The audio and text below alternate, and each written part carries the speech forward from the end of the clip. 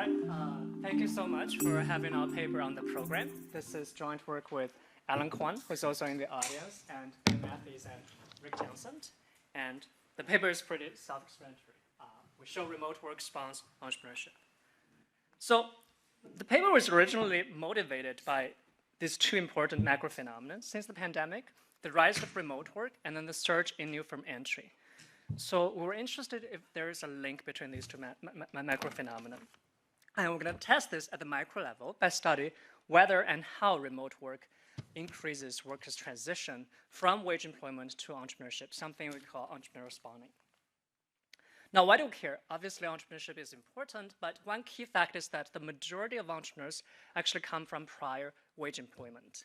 And therefore, frictions within wage employment can impact talent flows to entrepreneurship and ultimately growth and innovation. There's also a lot of debate, as we see in the papers today, that remote work might inhibit innovation and idea generation, especially through collaboration. And therefore, as we continue to evaluate remote work policies, it's important to consider this spillover effect through entrepreneurial spawning. Now, to empirically test our question, we need a good kind of firm-level measure of remote work, cover a wide set of firms. We need to be able to observe spawning, ideally at the individual level, and finally have some identification. Now, what we're going to do in our paper is that we're going to leverage this novel firm-level measure of remote work that's kind of created by Michael and Alan's companion paper, that we measure this basically using employees' internet activity data to construct kind of firm-level measure of remote work at different frequencies. We're going to observe spawning from LinkedIn. And for our empirical strategy, we're going to start with a cross-sectional analysis, basically comparing the spawning share of firms that have higher versus lower level of remote work during the pandemic, and with rich set of controls. To get at some identification, we're going to use an instrument variable approach. Our primary instrument is firms' pre-pandemic average employee commute distance. And we also use an alternative instrument, which is county's local business closure orders issued during the pandemic. And then we're going to move to dynamic firm panel analysis, kind of like an event study, compare firms' annual spawning share, how that changes before and after the pandemic across firms with high versus low tendency to adopt remote work. For this analysis, we're also going to fix the composition of employees, only track those that were at the firm before the pandemic, and track the same individuals over time to address potential selection or employee recomposition effect. So let me preview our main findings. We find that firms with high level of remote work during the pandemic are more likely to see their employees subsequently leaving to start a new business. And this effect holds both unconditionally as well as conditionally on job turnover. So basically, when we focus on people who have left their pre-pandemic employers, and we find that there's still a disproportionate effect going to entrepreneurship relative to other labor market destinations, such as other wage employers or unemployment, kind of suggesting this is not just a general turnover or separation effect, but there's something unique about shifting to entrepreneurship. And we find that the marginally spawned businesses tend to be of higher quality than the average new firm in the economy. And then we dig into the mechanisms, and we're going to rule out that this is not caused by employee selection, change in people's preferences, or forced turnover, such as layoff. The mechanism most consistent with evidence is that remote work provides the time and downside protection needed for experiment with a business idea. So basically, first, as we've seen, you don't have to commute, you don't have to groom in the morning, you might be more productive, so you have this extra time to experiment with a business idea. At the same time, because there's less employee monitoring, so you can explore a side project without being discovered by your bosses and without risking your current job. So you're better able to use your wage job as a fallback option when you explore an entrepreneurial idea. And in the end of the paper, we also kind of confirm the similar results hold at the aggregate level when you look at industry or counties using census entry outcomes. And we also did back-of-envelope calibration and show that at least 11% of the post-pandemic increase in firm entry can be attributed to spawning from remote work. So let me dive into the data and our measure. our data comes from this data partner that essentially operates a consortium of thousands of media publishers, and we observe about 20% of all the IPv4 activities happening on the internet. We have about 1 billion observations per day. So in our data, we can observe a user and their employer, the IP address, what website they visited, as well as the time stamp. And we can also infer the location from the IP. And the data provider going to link these anonymous users to their employers through a variety of methods, such as their IP address, whether they used a work email to log in, say Wall Street Journal, as well as third-party identity resolution data.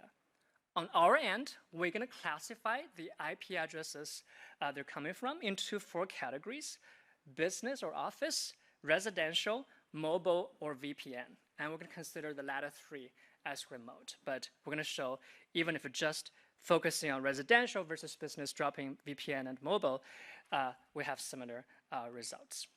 So essentially, we're able to collapse this to the firm year or firm month level, basically measure the fraction of employee internet traffic coming from these remote IP addresses. And we're going to measure this during work hours, Monday to Friday, 9 to 5 p.m. And this shows you how this average firm-level remote work measure evolved around the pandemic. We see a big jump at the start of the pandemic. It kind of persisted into 22. There's less of a reversal relative to kind of the survey-based measure because we tend to capture these knowledge workers that's pretty active online. And we did a lot to validate this measure. For example, first we showed that when you measure this remote traffic during non-work hours, for example, weekend or nights, you don't see a jump at the start of the pandemic. And it also correlates strongly with individuals' mobility pattern measured from SafeGraph data, which can be considered as kind of the ground truth for this. It also correlates strongly with the remotability of occupations as well as firm-level measure of remote job postings. Now, our outcome spawning, we're going to measure it from the LinkedIn data, individual's job history. So we're going to define a spawning event as somebody who reports a new job with a different firm. The title contains founder, owner, etc., and the individual is one of the first initial 5 employees by job start date, and the job start date is within 1 year of firm founding date. This is just to make sure that we're actually capturing true founders. And obviously, not everybody is on LinkedIn, but we think it does a good job capturing those that sort of at risk or would consider becoming a founder. And our LinkedIn data ends in kind of end of 23, but we're going to track spawning till December 22 to mitigate potential truncation from stale CVs. So let me start with our cross-sectional analysis. We're going to work with both firm level and individual level sample. For firm level, we're going to focus on US employers that has this now missing remote work measure, but had at least 10 employees as of February 2020, right before the pandemic. Minimum 10 employees just to ensure our measure is not too noisy. And we're going to call this Feb 2020 firms. And we're going to call their employees as of that time as Feb 2020 employees as our individual level sample. So this is our individual level specification. The outcome, again, this is a cross-section analysis. Outcome is whether one of these Feb 2020 employees later left their Feb 2020 employer and started a firm between March 20 and December 22. The key right-hand side variable is the firm's average remote work level from 2020 to 21. And we're going to control for a variety of worker and firm characteristics, such as industry and location of the firm. And for individuals, we want to control the tenure, seniority, salary, which is inferred from Revelio based on their role and location, as well as the person's past found experience, all measured ex ante. We can throw in additional controls like age, education, job role, etc., and the result is similar. For firms, we're going to control their size, age, as of February 2020, but more importantly, we're also going to control for the lagged spawning share as well as the remote work level in 2019. So kind of controlling for these past spawning share, individuals' past found experience, as well as pre-pandemic remote work level, help us absorbing some of these time-invariant unobservable, such as firm's culture, the type of employees, or just generally whether they have telework infrastructure pre-pandemic. Our firm-level specification essentially collapsed from individual level, where some of these individual controls become firm average shares. So to isolate some kind of more exogenous variation in remote work, we're going to employ this instrument variable, kind of similar to what Greg showed yesterday, is we're going to use firm-level commute distance, which we can measure based on our data as well. And we're going to measure this in 2019. So basically, pre-pandemic, what's the average distance, commute distance for their employees? The idea is that for two similar firms, when the pandemic hits, those whose employees live farther away from the office going to be more incentivized to adopt remote work and for a longer period of time than those whose employees live nearby. And we're going to normalize this measure within employees' location as well as within the office location. So the idea is that kind of conditioning on the location and conditioning on pre-pandemic remote work level, the remaining variation hopefully is largely predetermined and idiosyncratic. For example, might pick up office proximity to public transit or availability of parking spots. We can validate that conditional controls, this pre-pandemic commute distance actually doesn't vary, doesn't correlate with pre-pandemic spawning rate or workers' found experience. And in our dynamic analysis later, I'm going to show that firms sorted by this commute distance also trended similarly in their spawning rate before the pandemic. An alternative instrument is simply county-level business closure orders issued during the pandemic. You can think of this as sort of a forced remote work. And a lot of it are kind of installed due to local pandemic situation. Now, let me show you the key cross-sectional results. This is the instrumented results. So at both individual and firm level, we see that the pandemic-era remote work has a strong effect on employees' kind of spawning for entrepreneurship. In terms of magnitude, one standard deviation increase in our remote work measure increases firm spawning share by 0.18 percentage point, which is about 40% of the mean. Now, this is a large percentage effect, but it's actually in line with the effects we typically find in the spawning and entrepreneurship literature, which just have a very low mean and a large percentage effect.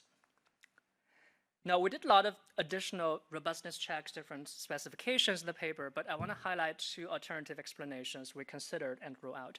One is that maybe this is just picking up a COVID-specific demand shock to, say, food delivery sectors or certain sectors. And we showed that when we drop the top booming industries during the pandemic, the results also go through. In our subsequent dynamic analysis, we're also going to include industry year fixed effect to absorb some of these sectoral level shocks. And we also showed this is not driven by the remote ability of the spawn firm. This is really about remote work of the previous employer. We first showed that this effect holds even within workers' locations, say two workers working in the same area but working for different firms, and if that county has similar occupation composition, this is kind of differenced out. We also showed that the newly formed firm are actually equally likely to be in person as remote, so it's not that these newly spawned firms tend to be predominantly remote. As I mentioned earlier, we also showed that these effects also hold conditional job turnover. So what we did is that we restrict to a subset of employees that left their Feb 2020 employer for various destinations, and within this subsample, look at the effect on spawning, and we still find an effect. So this kind of suggesting that remote work disproportionately shifted these employees towards entrepreneurship rather relative to other destinations like unemployment or other wage employers. And this exercise also helps to rule out potential truncation bias from LinkedIn, because this is conditioning on observing a job update. And it also helps rule out some of these demand-based explanations, which should affect job reallocation in general across sectors. And next, we're going to move to our dynamic event study. And this is going to be a firm year level, where the outcome is the fraction of employees that spawn and become entrepreneur each year. And we're essentially going to do a very simple diff, compare before and after 2020 across firms with different adoption of remote work, either based on the realized increase of remote work or one of our instruments that proxy for different tendency to adopt remote work. In this analysis, we're also going to control for the interaction between this post-2020 dummy and a variety of ex-ante firm characteristics to observe some of these potential time-varying unobservables. As I said earlier, in this analysis, we're also going to use a fixed employee sample. So rather than tracking all the employees over the years, we're only going to focus on the Feb 2020 employees and track the same set of people over time, regardless whether they still work with the Feb 2020 firms. So basically, we're going to use their spawning from other firms, their future or past spawnings, to kind of difference out their underlying entrepreneurial tendency. And this kind of try to hold the composition of employees fixed to make sure that this is not because of a recomposition effect, say firms increase remote work level and then attract more entrepreneurial employees. So we can roll that out. We're also going to use this specification to look at not just the spawning, the transition, but also whether you're an entrepreneur in a particular year, which is going to capture sort of how long you stay in entrepreneurship in addition to the transition. So here are the graphs. Here the treatment is pre-pandemic commute distance. Left, the outcome is spawning share. On the right is the founder share, whether you're a founder in a particular year. So as you can see, there's a kind of steadily increase effect for the founder share, which is, you can think of it as accumulating this transition effect, but also suggests that these spawnings are not transitory. These people did not quickly revert back to wage employment. And in terms of magnitude, one standard deviation increase in the commute distance increases spawning rate by 9% and founder rate by 6%. So in the remaining time, let me talk a little bit about the mechanisms. So first thing we consider is potential preference change. For example, as you spend more time working from home, you may start to appreciate time with family or develop this preference for flexibility or preference for a quiet life. If this is the case, then this should predict the spawn business should be kind of this low growth, more kind of hobby-based self-employment that's compatible with this preference for flexibility. So we're going to speak to that, looking at the quality of these marginally spawned firms. And we're going to measure quality with either initial employment or whether they subsequently received VC financing. And what we find is that these firms, if anything, are actually higher quality than the average new firm we see on LinkedIn. So this is kind of helps speak against this preference for flexibility story. Now, another potential explanation is that maybe this picks up forced entrepreneurship in the sense that maybe high remote work firms also had more layoff, and these employees subsequently become entrepreneurs out of necessity because they were laid off. I think in the data is actually those that adopt more remote work actually adapted better to the pandemic and actually performed better. But regardless, we're going to try to roll this out by focusing on the set of firms that experienced continued employment growth every year over those 3 to 4 years. And these firms essentially unlikely to have had mass layoffs. And therefore, what we observe there is unlikely to be driven by layoff of forced entrepreneurship.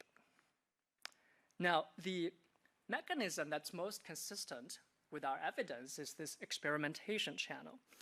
And this is kind of best summarized in this quote from Vox.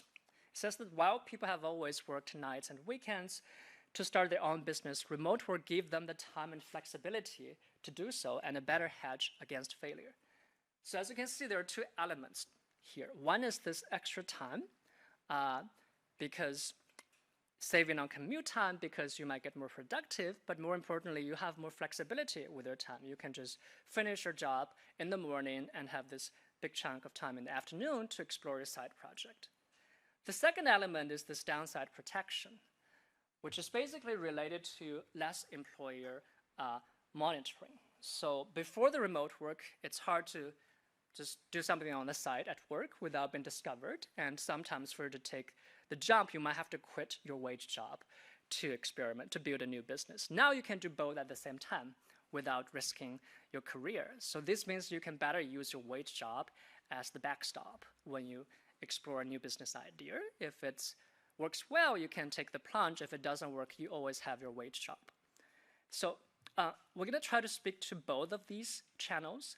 To speak to this downside protection, we're going to look at the risk of the industry that you enter when you launch a new business. So the idea is that this downside protection, this option value should be higher when you're entering into riskier industries rather than safer industries. And we indeed find a stronger responding response into those industries with higher young firm failure risk relative to those safer industries. So that kind of suggests that this downside protection, this option value is playing a role here. To speak to the time channel, we're going to kind of lean on this series of papers presented about childcare, and we're going to look at basically whether the local K-12 schools are mainly doing in-person versus virtual learning during our sample period, and we find the response is stronger for these working parents for areas where these K-12 schools are mainly in-person. And interestingly, we find this heterogeneity when we look at kind of working age parents, but outside of that, like really older young ones, we don't find such difference, kind of suggesting that this time also plays a role. Basically, when you have a child doing virtual schooling at home, you would have less slack time to explore entrepreneurship. So in the last part of the paper, we kind of replicate this finding at the aggregate level using census data. This is BDS, so these are employer firms. We can do this either at the county or at the industry level, and our treatment is going to be the remotability of the jobs in that area or industry. And we find a similar positive effect for these more remote ones. But here a key assumption is that kind of this spawning tends to be happening in the same industry as the employer industry. But in the data, we do verify the majority of spawn in the same industry. So let me wrap up. So here, we show that remote work facilitates workers' transition to entrepreneurship. The mechanism is that remote work provides the time and downside protection to experiment with business idea. And the marginally spawned businesses actually higher quality than the average new firm. We did a back-of-envelope calculation. At least 11% of the post-pandemic increase in new firm entry can be attributed to remote work spawning. We want to caveat that we can't speak directly to allocated efficiency, but if we think remote work relaxes constraints in exploring your outside value in entrepreneurship, it could potentially lead to better allocation of our human capital. Right, that's all I have, and look forward to the comments and questions. Yeah, really interesting. So I'm wondering whether one mechanism could also not be like you have more time to think really about maybe your big idea, going for your dream and so on. And I know, again, there's another paper in JHR that was published last year about the effect of maternity leave on self-employment. And again, it seems to be that there's some evidence that women who take maternity leave are more likely to go into self-employment. So it goes a little bit in the same direction. Yeah, that maternity leave is my other paper. So it's similar mechanism that there is about job-protected maternity leave. You have this downside protection as well. For the idea question, that's possible. It could be that you already have an idea. Now you can better able to explore without career risk. It could also be that the time gives you time to brainstorm new ideas. And to the extent kind of conditional entry, we do observe these tend to be higher quality ones. Both can be happening. Yeah, you could use the time to find idea as well. Yes, Steve? A couple clarifying questions. In the spawning of new businesses statistic, exactly what criteria define a new business? Oh, how do we define spawning? Yeah. So what's your definition of a new business in the spawning measure? Because you had other measures that I understand what they are, but what's that one? So that's basically you report you're a founder of a new firm, and the firm is kind of... In a survey? On LinkedIn, sorry. On LinkedIn. This is observed on LinkedIn. Okay, yes. but then, so we don't really know there whether it's an employee business or not. Or do you? What do you mean? They say I'm a founder. Okay. Oh, I see. I founded my consulting firm last week, and I am the one person who works at that firm, for example. So yes, we're also going to look at whether there are other employees associated with the business. So one of the quality measure is whether you have other employees, whether you're employer. Okay, but in your but in the core results, is that In the core result, it could be the only person. That's possible. Okay. Yeah. All right. Great. So that's one question, and then in the 11 when you this 11.6% statistic you have there, what's the denominator in that statistic? What's the measure of a business, of the new business in that statistic? So let's just look at all the new firms created. By what measure? Is it the Census Bureau one you showed at the outset? Okay, but that is a mix of several things, including not mostly it's non-employee businesses, but then it's broken down to those that are likely to become employee businesses down the road. So that part, I like all this stuff, but you need to be a little more precise about that part. We use the one that's likely employers. Yeah, so likely employers. That. Okay. Yeah. Okay. Just another, I thought it was super interesting. I was a clarifying question. Just how you measure remote is if I'm at Stanford, I have the laptop and I'm using their laptop at home, because that's how you can tell I'm a Stanford employee, but you can also tell the location is not on Stanford campus. Is that correct? That's right. Okay. And so so if you see a company's laptop using somewhere far away where you know they don't, you can confirm they don't have an office, and also the person's not traveling for business or something. So traveling, it's possible, but if you just kind of log in from home, then we can capture that. So we might have a bit of measurement error with like consulting jobs where you just travel all the time. And on Steve's thing on the LinkedIn, couldn't you look when they say they're a founder of, I don't know, Blogs company, you can also look whether there are other employees at Blogs company on LinkedIn at least? Yes. Out of interest, do you do that? I mean, again, I'm fine with what you do. I'm just interested as to, you could also look at whether they founded a business with other people on LinkedIn. So the reason I ask is, one question is people that are working from home may spend more time online, including on LinkedIn, and they kind of tend their social media presence. So are they posting more on X? Are they more on LinkedIn? Are they more on Instagram? And if I'm on LinkedIn, I guess the question would be, you can control for that. Do they, for example, put down more education? Like, because that historically education shouldn't be affected, but if I'm just on LinkedIn all the time and I'm deciding to polish up my whatever homepage, then I may also fill out my educational details. So that would be another thing. Just is the more detail on LinkedIn. You just want to control for they're not just actively on LinkedIn for hours every day and like updating it. Because LinkedIn definitely did very well from the pandemic as an aside. They saw much more activity. But that's a great paper, so. That's your point. Well, the census result kind of helps alleviate some. No, the census result says there's definitely an explosion of entrepreneurship, and John Holteranger has stuff showing us out in the suburbs, which is everything your stuff is consistent, and we've talked about it. We don't have any papers on it. I just noticed the same fact, and I think your story is a good story. I believe it. You want to, for a journal, I guess, make sure it's not. Conditional results might speak a little bit against that. So that's kind of looking at, you already have an update. It's just whether you report as a founder, or just working for a new firm. But you might just view reporting as founder as more positive signals. You're more likely to selectively report that than alternative wage employment. So I need to think more about this selective reporting. Yes. Can you say more about the industry composition of this new? Can you say more about the? Oh, sorry. More about the industry composition of these new businesses, in the sense that, because you can follow these people, their previous job, whether they basically found these businesses in the same industry or they basically kind of have new ideas and they basically found a lot of them actually go into different industry. So we just look at Nike's to digital level, only 1/4 are in the same industry. Others are in different industries. And how do you explain this? So part of it is just kind of you explore your outside value in entrepreneurship, which might not necessarily be in the same industry. It could also be that those that eventually entered basically sort of a bad matches for the original employer or industry.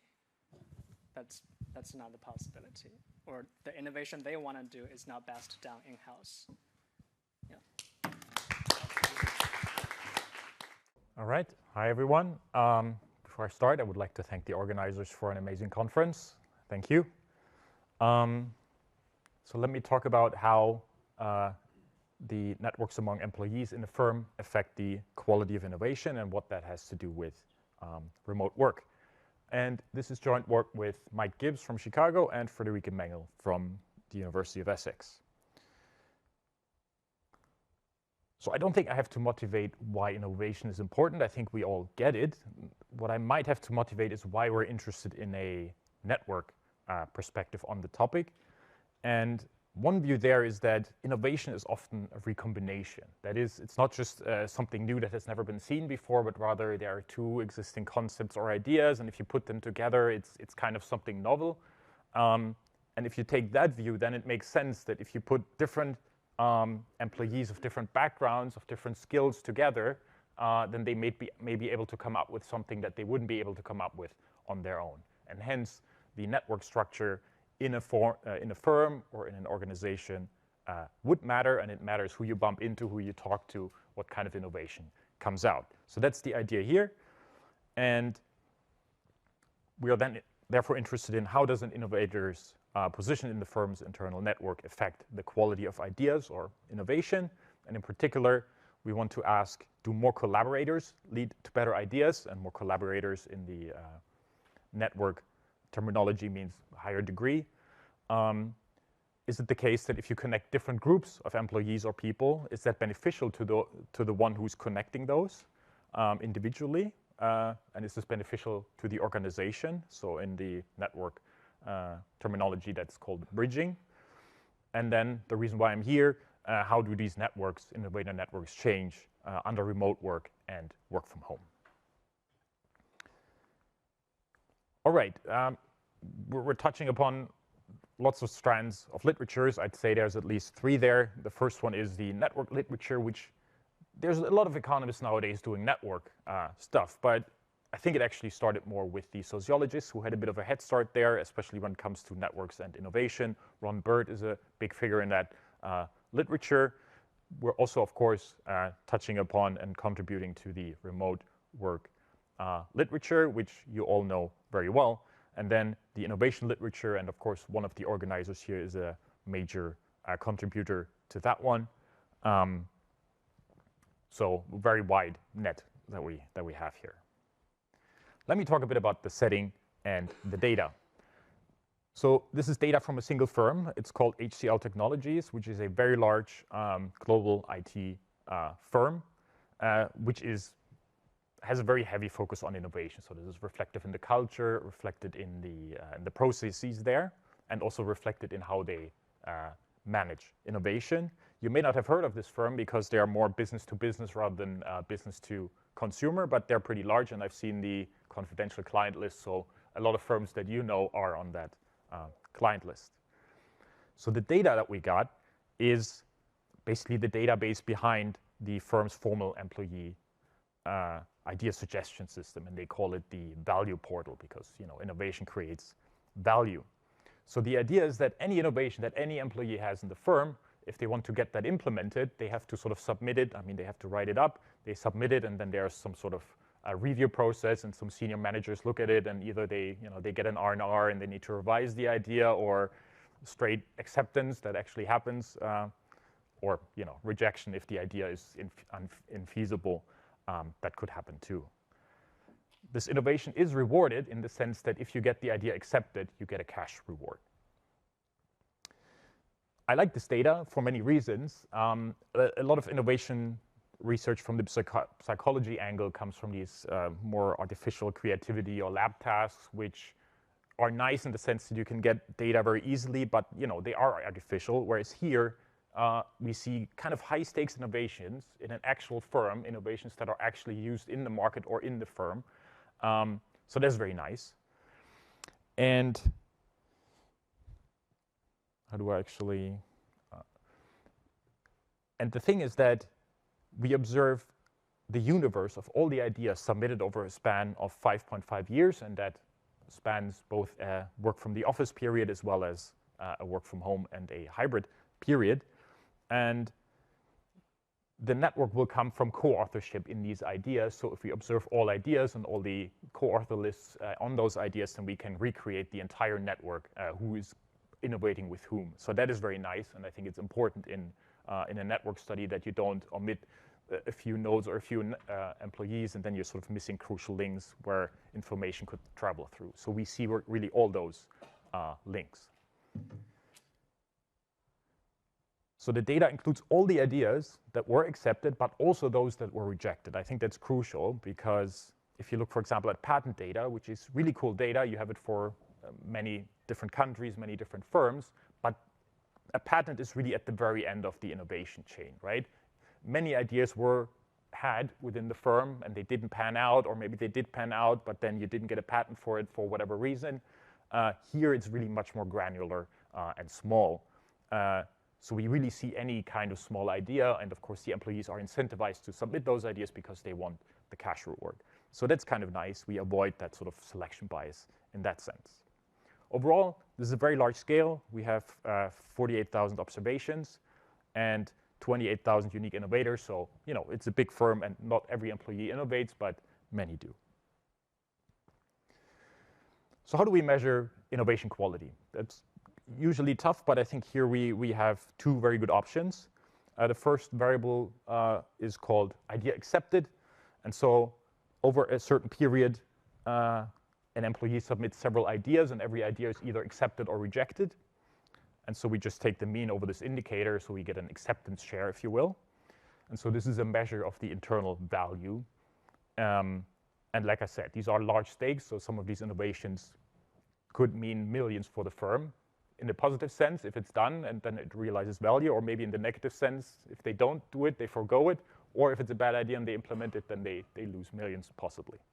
So large stakes, and that's why we think the firm has every incentive to get this decision right. Second outcome variable is client approval. So for every idea, we observe whether the client, so every employee tends to work for a specific client, whether the client rates the idea 3 stars or 4 stars out of a scale of 1 to 4. So if you get a good rating, that's the indicator 1, otherwise 0. And again, we take the mean over that, so we get an approval share. So 2 possible outcome variables. How do we measure networks? Like I mentioned, every idea will show who co-authored with whom, and then of course you can see who's the co-author of a co-author, who's the co-author of a co-author of a co-author, and so on. I think the maximum we go is, I think, 7 or 8 degrees there, so it can reach pretty far. So that's how we construct the network, and we aggregate the data for 6 months. Oops, that was the wrong one. For 6 months periods, because the work from home period lasts 6 months, so it lines up well. That means we observe the same employee in different network positions, because that will vary over time, which is kind of useful for us. And we think of this as largely random, in the sense that maybe your long-term co-author that you usually innovate with is on assignment elsewhere for that period. So you can't really co-author with that one. Or maybe they're busy with their other duties. Or maybe you're busy with a temporary assignment. Or that random water cooler moment that you have where some visitor you meet and there's innovation.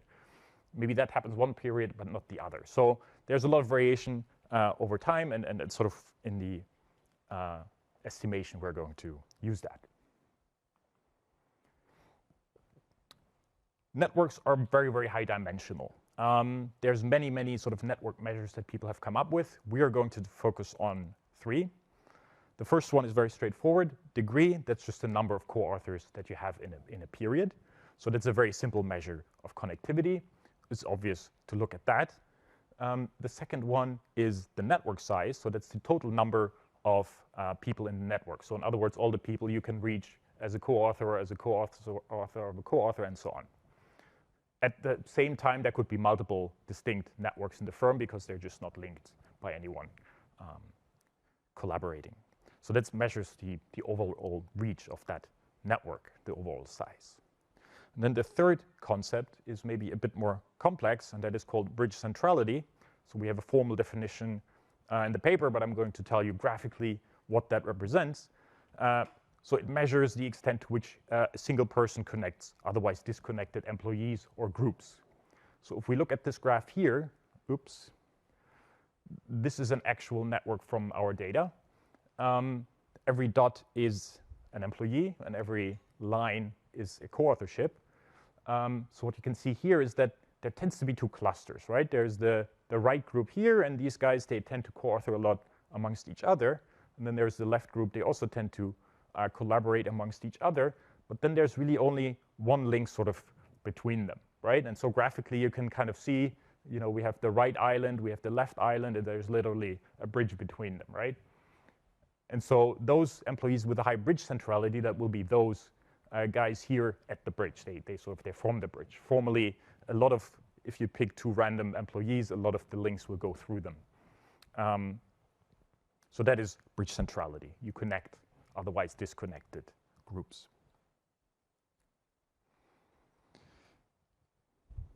The empirical approach, we're going to use linear regression with employee fixed effects, making use of the aforementioned variation in network position over time.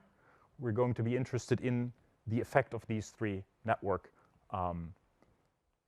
measures, so degree, bridge centrality, and network size. We're also going to control for long-term time trends. We're going to assume that these are linear, so that will be that term here. And of course, there could be seasonal shifts. It lines up well. We have 6-month period, so it is a summer period and a winter period, so we control for that via a dummy. So effectively, what we do is compare the same employee in different network positions, correcting for any time trend. That's how we're going to do that. All right. Results. A regression, well, 2 regressions, one for each of the 2 outcome variables of the innovation quality. And what we see here is that first, the effective degree is positive, significantly positive. The magnitude lines up for both outcome variables. So if you have an additional co-author in a period, your acceptance rate will be 2.4 percentage points higher on average. So that's nice. And I'm going to give you an interpretation of what that is, what we think that is now. And I'm going to add a few more regressions afterwards that add evidence to that interpretation. So why is the effective degree positive? We think that is a shared effort channel. So in our little model that we have in the paper, the idea quality can increase either because you have more information that comes in through the network, and that makes it better, or it is because people put in a lot of effort to refine the idea, work on it, and make it thus better. So we think degree is actually the effort channel. Think of it, you're writing a paper alone, you have to do the data analysis, literature research, you have to write it up, do the data analysis, submit the paper. It's a lot of work. So if you have a couple of co-authors, you can sort of share the workload. But if it was just a splitting of effort, it doesn't really make the paper better. What makes it better is that because you have more people there, your endogenous optimal effort provision means everyone does less than they would if they were alone, but in the sum, the idea just gets more effort. And that is what makes the idea or the paper better. So that is, we think, what is happening here, and I'm going to add some more evidence to that. Second, the effect of bridge centrality. That is significantly negative, also for both outcome variables. Those who are familiar with this sociology literature will be probably surprised, because Ron Bird and so on, they're actually emphasizing that, wow, bridging centrality is really good. People who do that, they're good for the firm. They're individually successful. These bridgers, they get promoted. Why would they get promoted if they're not doing well? One of the reasons for the discrepancies, of course, we're running a regression where we control for degree, whereas the sociology studies, they don't actually do that. They're just showing more bridge centrality better, but they're not actually holding degree constant. We do that here. So that's one of the reasons. So how do we interpret this negative effect of bridge centrality holding the number of co-authors constant? We think there's a cost, a communication cost, a translation cost when you bridge. Because bridging involves talking to people of different backgrounds, the marketing guy talking to the IT guy, they just don't speak the same language. Or I'm in the economics department, and I want to write a interdisciplinary grant with the sociologists, and then I go to these sociologists, and all they want to do is talk about how bad neoliberalism is. But I just want to talk about the grant. So there's a lot of issue, whereas if I just do that with economists, everything flows. So there's something here where it's just, there's higher communication costs when you talk to people of different groups. So that would explain the negative effect there. Network size is, there's no significant effect there. That would suggest that basically if there's information flow through the network, it's not traveling very far or very thickly. Otherwise, if it was, then we would see that a bigger network size would have a positive effect. Okay. Now let's think a bit more about this bridging business. Previous sociology, literature, and so on has shown, okay, bridging is kind of good for the organization. So we want to pick that up too. So far, we've only looked at the individual effect to the bridger. And that is costly, because it takes a lot of time to talk to these sociologists. What we're doing now is we're going to define two dummy variables. Someone who is in the top 10% of all degree, in the degree statistics, so someone who has a lot of co-authors, and the top 10, having a top 10 person in the bridging coefficient. Okay, so someone who's really good at bridging across different groups. And the dummy denotes whether I have someone like that in my network. Okay? And if I have someone who has a lot of co-authors in my network, that doesn't really help me. Okay, so my accepted idea share or my client approval doesn't really go up just because there's someone now in the network who has a lot of co-authors. Doesn't help me. But if there's someone who has a high bridge centrality in the network, who's making information flow through the network, suddenly that actually helps me. So that is this evidence that bridging is not just a cost, it actually does make information move. At least that's what this would suggest here. And in terms of magnitude, we can see that having this high bridging individual in the network is, in terms of magnitudes, comparable to having an additional co-author yourself. So that's helpful. We're also interested in the nature of the effect of degree and bridge centrality. Is this short-lived? Is it long-lived, long-lasting?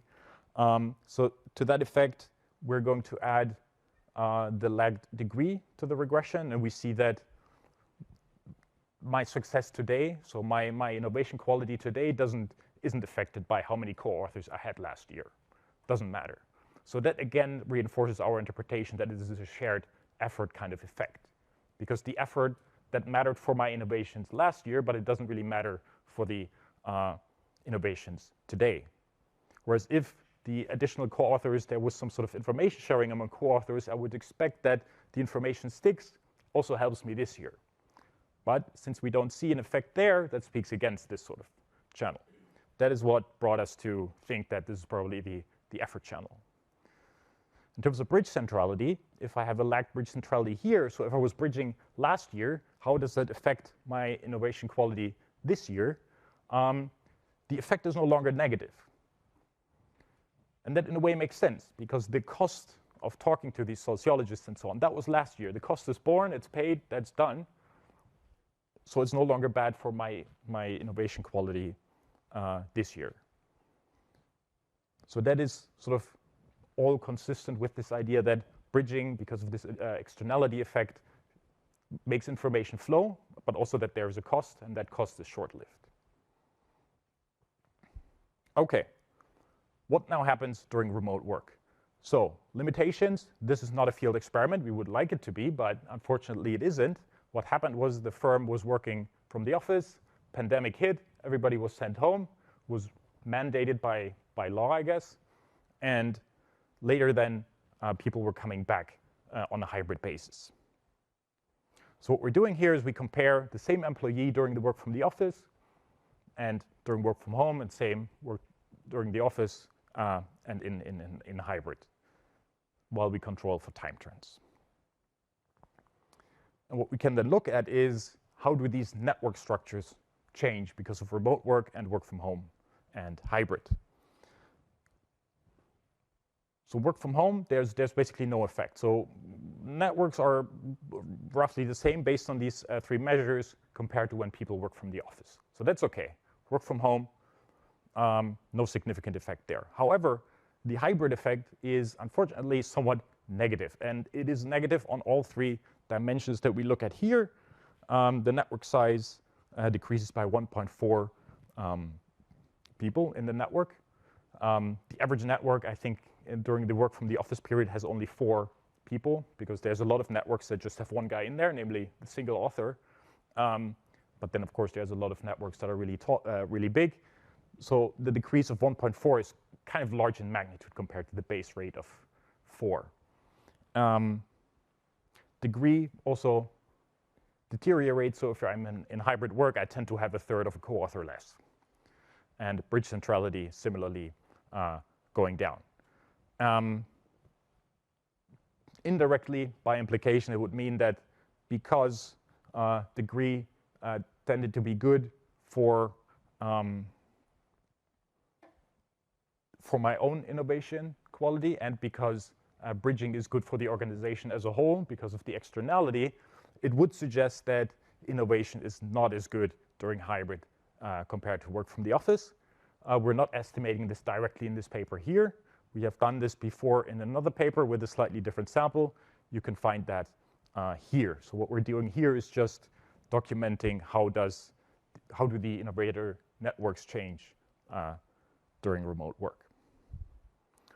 All right, let me wrap up. So we have very unique and we think high quality innovation data that is usually not available to study how innovator networks affect the innovation quality.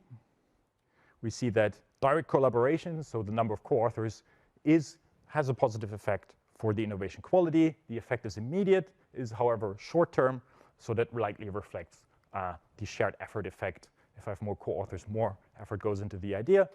Bridging across groups, there's a trade-off for the individual. Individually, it's costly, but it's good for the group. So there's a management implication there that organizations might want to incentivize this sort of valuable bridging.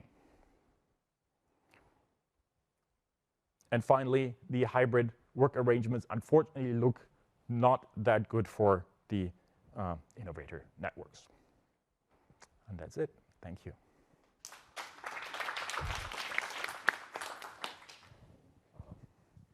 This is very cool work. Thanks so much. I guess I have a couple of clarifying questions. One is, why did you use the mean acceptance rate and the client approval rate? It would suggest that there's like a very high cost of having crappy ideas, whereas I guess in my mental model, it's okay to have a crappy idea as long as someone puts the kibosh on it before we spend a lot of time on it. And we really just care about having 3 really good ideas. Who cares about the 7 really bad ideas? That is a good point. So I guess you would have proposed something like, let's just count the number of good ideas, and then it doesn't matter if I have a few failures. Okay, so that's, yeah.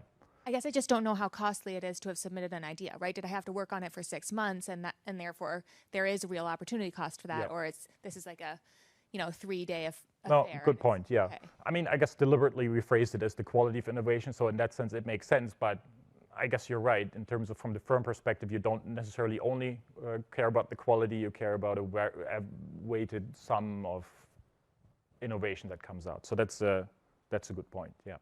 I guess one other thing that maybe I missed, but I didn't quite understand how they were doing hybrid, is that sort of my whole team comes in on the same day, or it's you get to come in on any day that you want, and you could imagine that one of those would have a bigger impact on who my network is than another. Yeah, good point.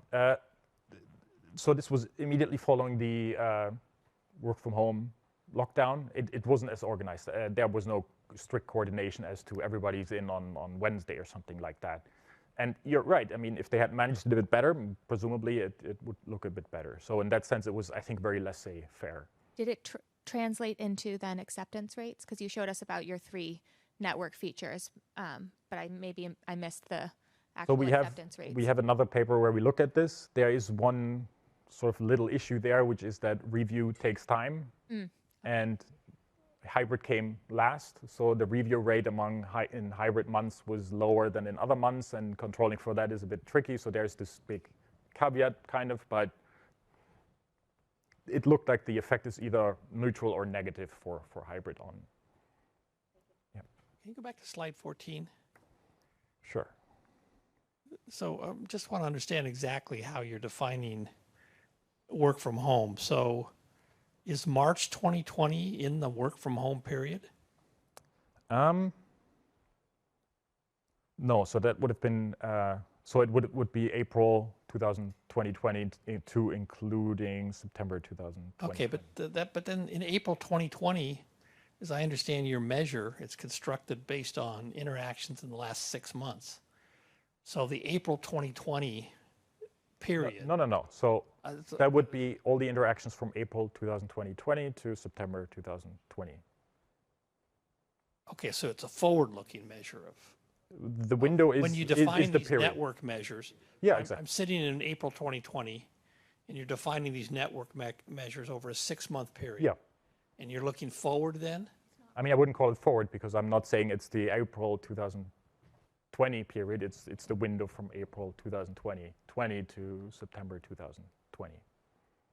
So it's the 6-month period, yeah, in the summer of 2020. Okay, so just want to make sure. So by the time we get, so if I take observations for July 2020 or September 2020, those are looking over so it's not a 6-month period. It's just this work from home period.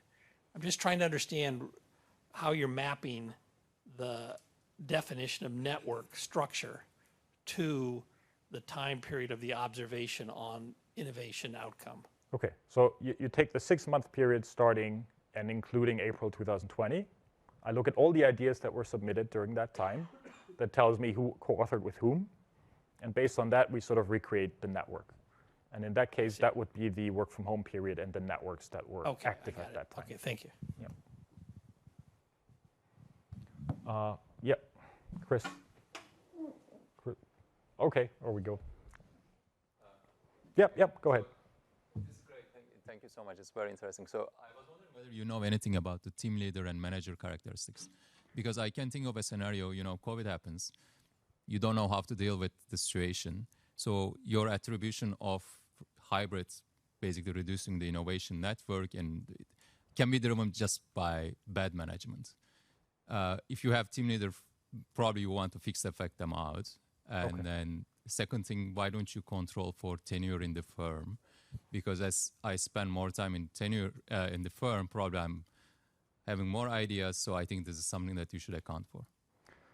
Good points. So the thing here is that we got the data from the innovation portal, which did not include any HR variables. All we see there, this is the idea. We have some idea characteristics, but all we see is this is the ID of the co-author. We know nothing else about the co-author except he was co-author on that idea and whatever other idea. So we don't know who was the manager. We don't know how long they've been in the firm. Should we have gone out and got the HR data? Maybe, but it's probably impossible because that would have been all HR data from the entire firm. The good thing about this project is that we have all ideas.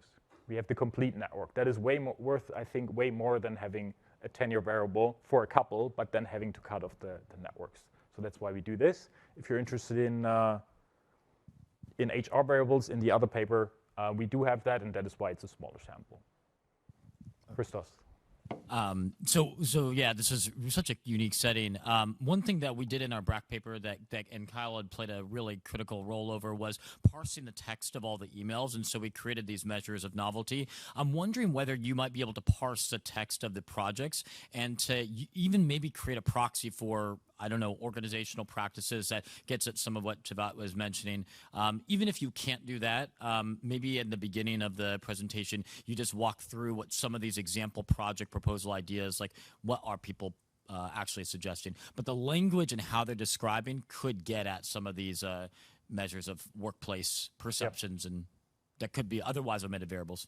Thanks. Yeah, good point.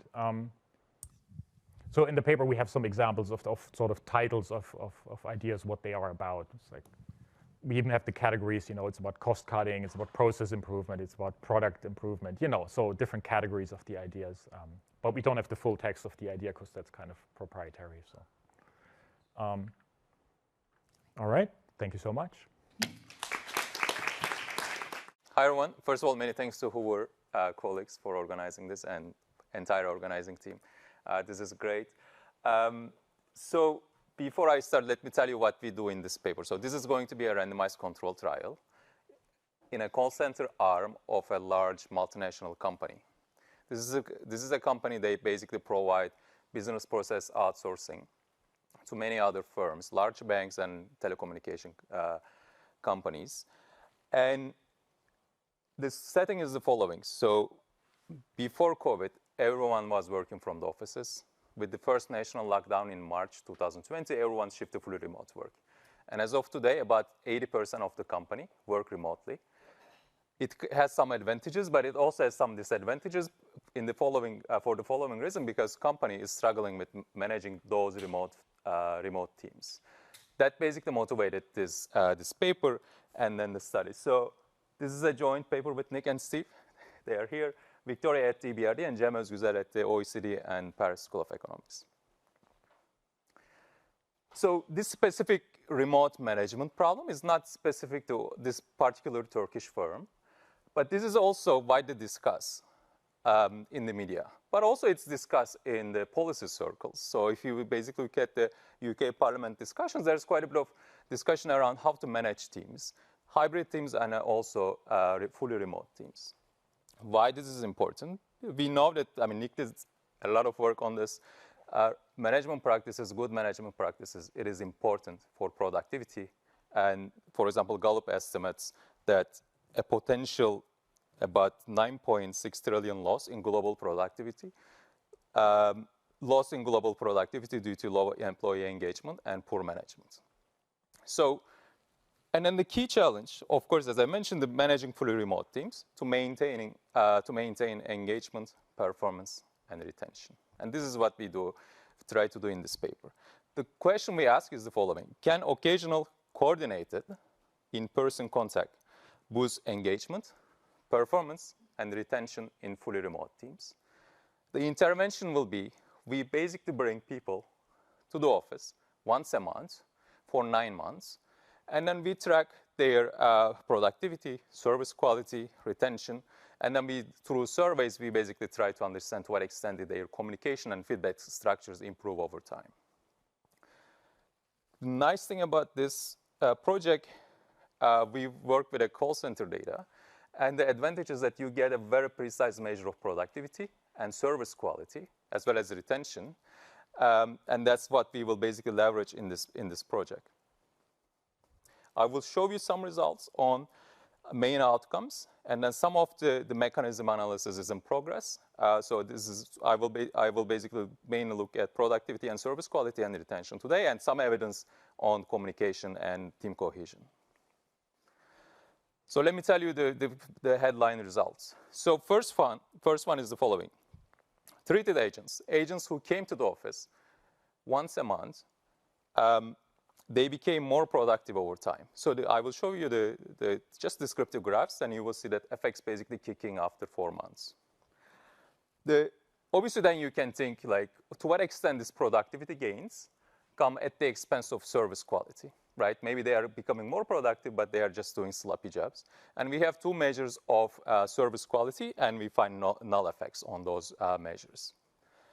Retention was higher among those who attended the office.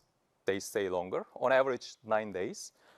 And at N-line, when we analyze the N-line survey, what we find is that treated agents reported greater team cohesion, and they were more likely to say they received feedback.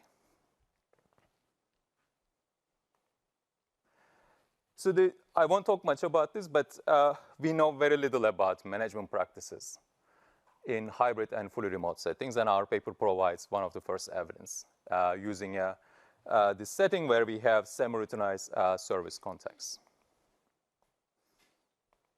Let me tell you a bit about our company. So this is Tempo, one of the largest BPO companies or firms in Turkey. We will basically work with a call center arm of this company. They have about 3,500 call center agents. They have 7 offices in 7 different provinces, and then the HQ is located in Istanbul. What they do, they provide several services, but the main business is about call center services to banks, mobile phone operators, and embassies visa section.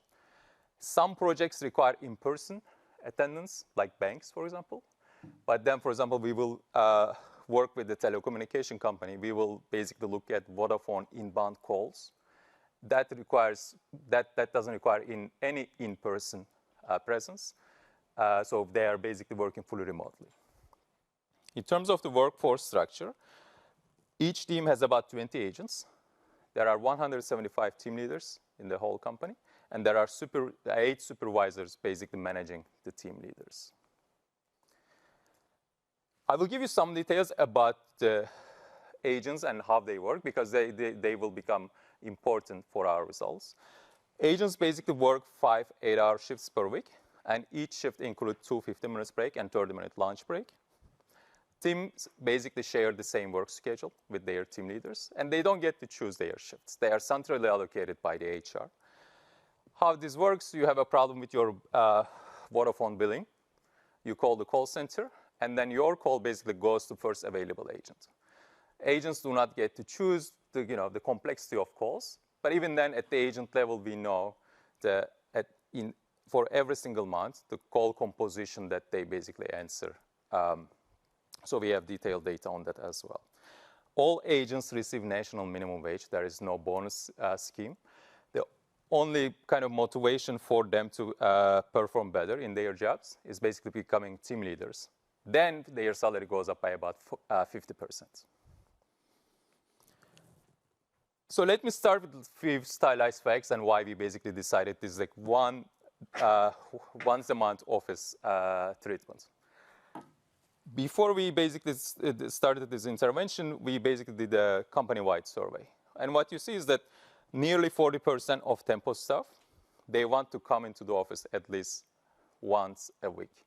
So there is some demand regarding coming back to the office. But then if you basically, so on the left-hand side, what I show you is our survey with Tempo. On the right-hand side, what I show you is basically the current working from home levels from Cevat. So this company located in Turkey, and their workers' preferences basically match with Cevat levels. So it doesn't look like, and if you look at the batch, it's pretty close. So it's not like this company is somewhat like outlier in that regard. So people want some office presence. So this is basically one reason why we basically wanted to bring people back to the offices. Second one, we basically randomize all this to basically minimize any type of bias, but then we basically ask everyone in the company, do any of the factors below negatively impact your productivity when working from home? And then if you basically look at these orange bars, what you see is that a meaningful share of agents cite limited manager support, difficulty in connecting with colleagues, and isolation as key challenges. And then we wanted to come up with an intervention that could be somewhat low cost, but then that could potentially address these issues that people report. We also talked to a lot of people, and this is the second time I do this type of like semi-structured interviews, and it turned out to be extremely useful. There are 2 things basically, 2 things came out of these discussions. The first one is people like remote work. They like the flexibility, they like the fact that they are not commuting, but they feel isolated and they feel disconnected from the company because they never see their colleagues. They only exchange emails, or they have WhatsApp groups. When they have a problem, they basically exchange messages through WhatsApp.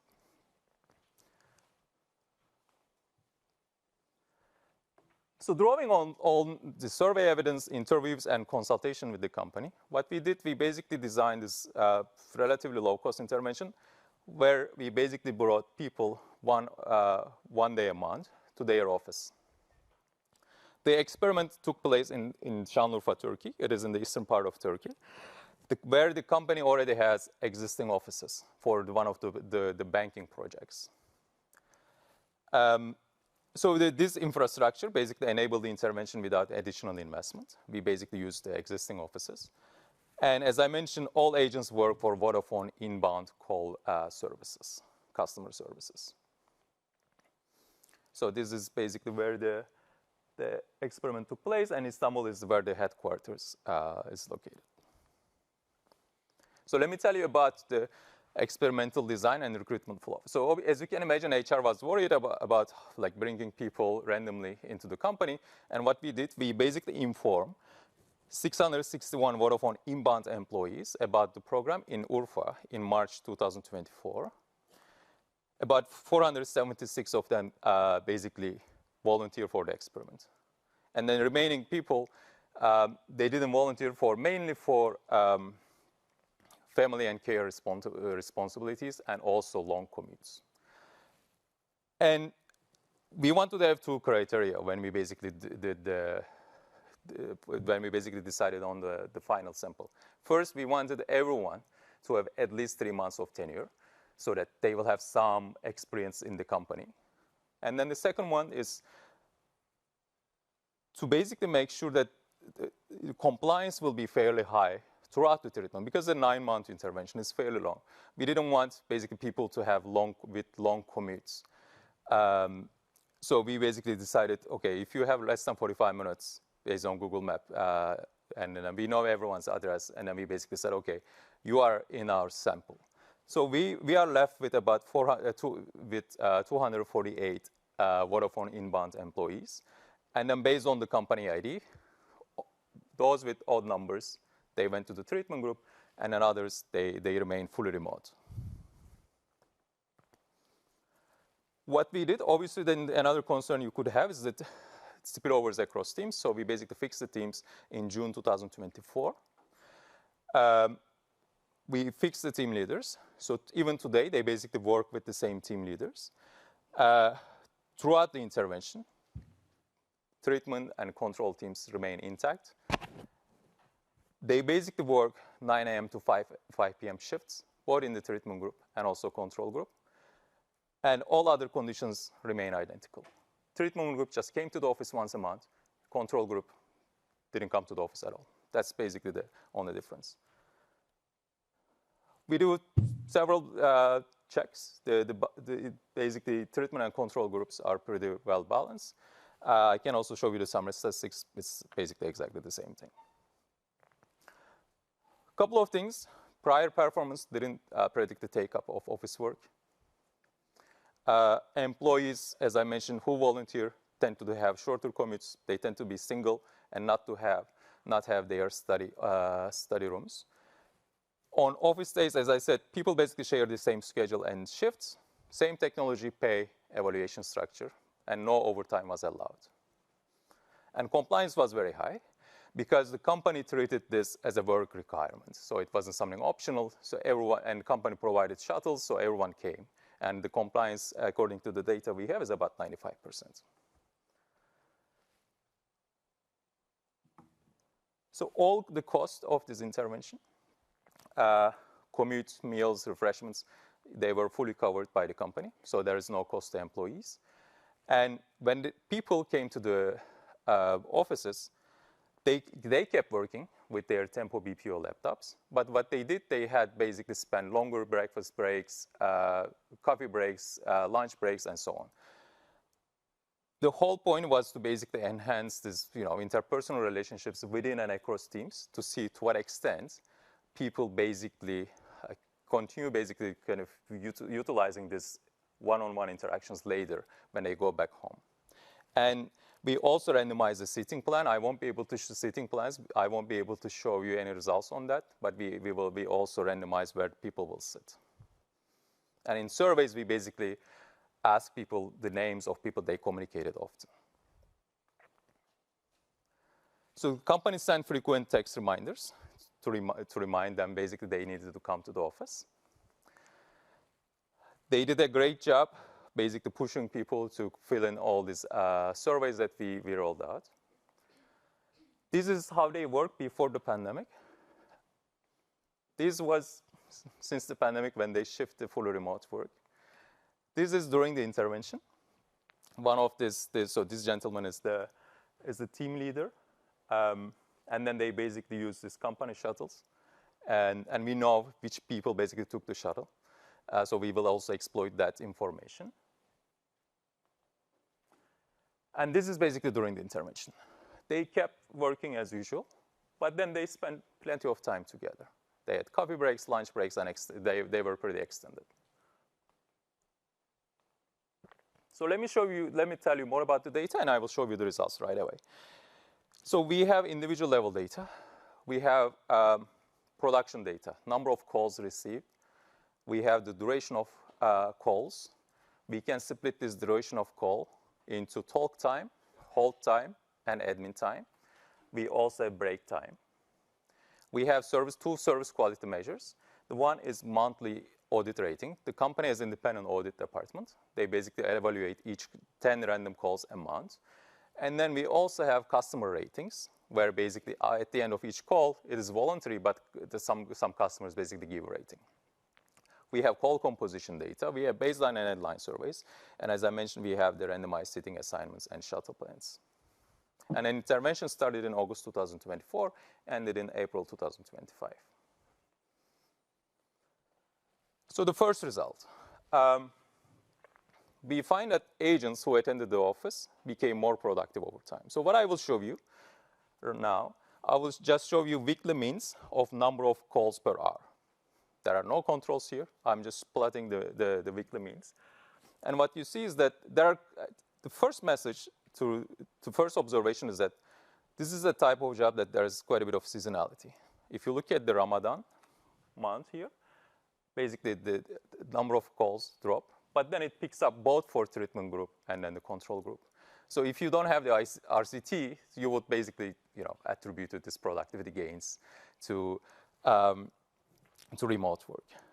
So what we find is that after about 4 months, effects kick in, and then you see these confidence intervals diverging, and then treatment group is answering more calls, processing more calls. So monthly office visits leads to 0.7 calls, more calls per hour answered, which compared to the baseline mean it's about 6.5% increase in the last 4 months. If you basically look at over the experiment period, 9 months, that basically corresponds to 0.3 additional calls per hour. So this intervention leads to higher performance. That's the first message. Then, given that we know the call duration, and we can split call duration to talk time, hold time, and admin time, we can also try to understand where this effect is coming from. And what I show you here is just the call duration. And what you see in line with the main result, people are answering calls in a much faster way, so they are becoming more efficient. And this effect is, I won't show you the kind of breakdown of this call duration, but what you see is that this is purely driven by reduction in talk time. So people are becoming more efficient in handling calls. As I mentioned, the obvious concern is to what extent these productivity gains come at the expense of service quality. People are doing sloppy jobs. We find null effects throughout. With controls, without controls, there are no effects, so service quality doesn't decline. Then we basically try to understand to what extent there's heterogeneity. We look at the results by gender, age, presence of children, marital status, and baseline productivity. We find no heterogeneity. So these gains are sort of broad-based, not driven by any particular group. And I can show you the results with proper event studies, saturated regressions. At the agent day level, agent week level, agent month level, the results are qualitatively the same, basically. Third result we have is that retention is higher among those who attended the office. I will show you 2 results. The first one is just this graph. This is a descriptive graph, and what you see is that monthly office visits lead to 7 percentage points higher retention in 9 months. Retention in the treatment group is 94%. In the control group is 87%. That basically corresponds to 54% reduction in quits. We can also look at this in terms of the number of days they stayed. And I won't be able to click on the table, this hyperlink, but then what we find is that treated agents stayed on average 9 working days longer than fully remote peers. First, the last result that I will show you is some results on mechanisms. Again, most of this is in progress, but what we find is that we ask a battery of questions on to what extent people feel a good fit with the company culture, to what extent they receive regular feedback from their managers, to what extent team communication are effective, and then valued in job and so on. What we find is that at N line, monthly office visits basically lead to stronger team communication, manager feedback, and cultural fit. We find limited effects on job and life satisfaction. And what we will do, as I mentioned, we will basically exploit this information we have on seating plans and shuttle plans, and then we will try to see whether this is driven by people who basically sit next to each other and they remain in communication. We do a very simple, we will improve this, but for now we have a very straightforward cost-benefit analysis. This is just based on direct cost. So direct cost, including lunch, transport, and refreshments, of this experiment over the course of 9 months is about $10,000. Turnover savings and productivity gains, basically turnover savings corresponds to about $6,000. Productivity gains about $12,000. And then what we find is that each dollar spent generated about $1.8 in measurable benefits. This is, again, based on the direct cost that we can observe so far. So what our paper suggests that occasional in-person contact matters for productivity and retention in fully remote teams. And survey evidence suggests that those attended to office, they report better communication and more cohesion in the company. And thank you very much.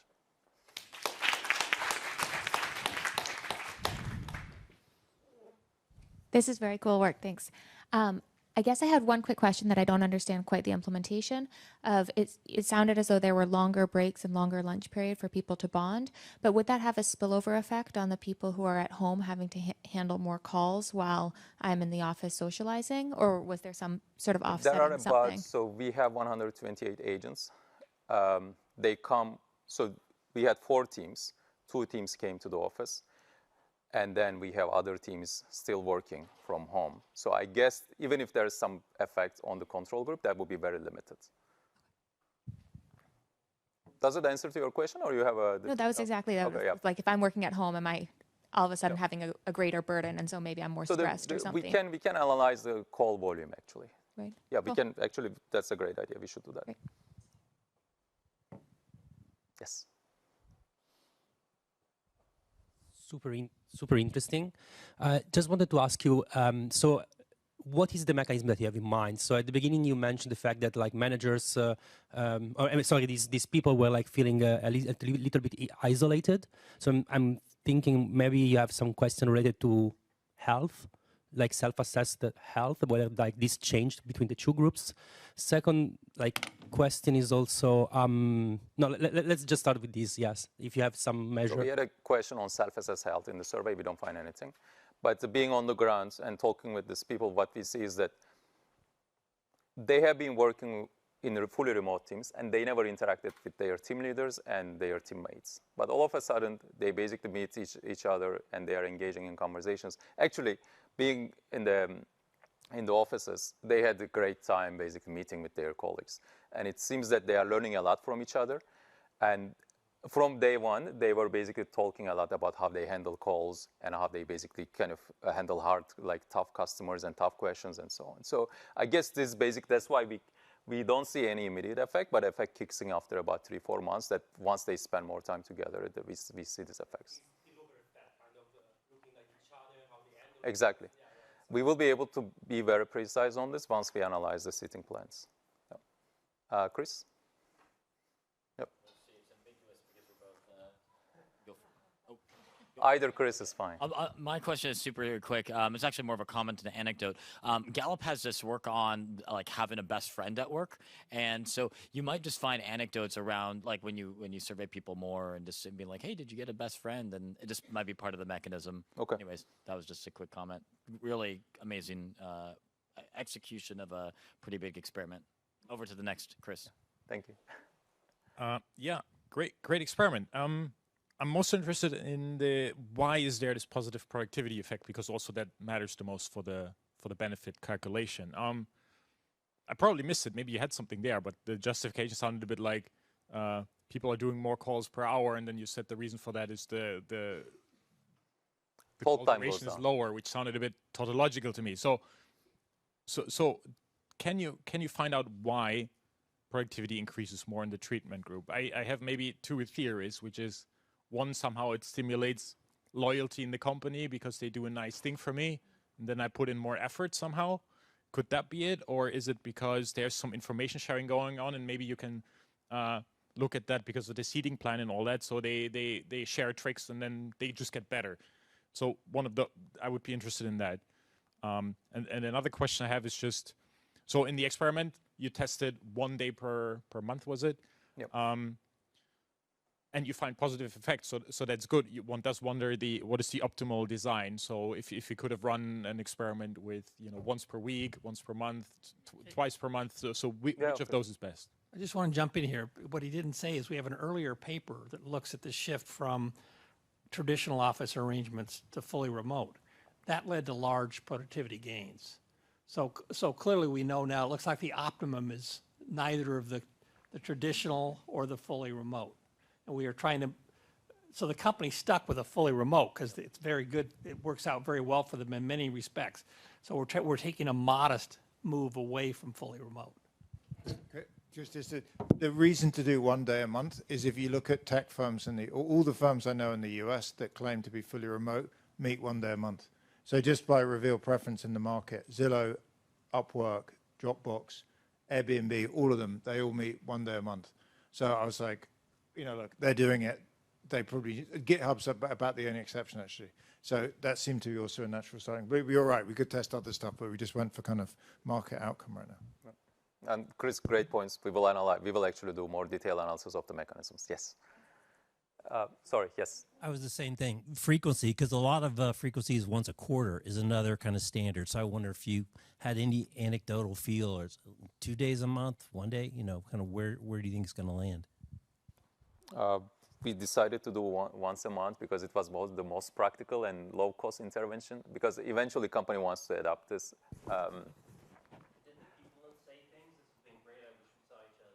Actually, I have some results on whether people like the policy. At the end line, we asked this question, and then we find very positive results. Actually, people like the policy, and they would like to have this like a permanent feature of their work. Yep. We asked this question in the end. Ask them how many days if it's still possible. We actually asked that question as well. We should look at the data. Yes. Oh.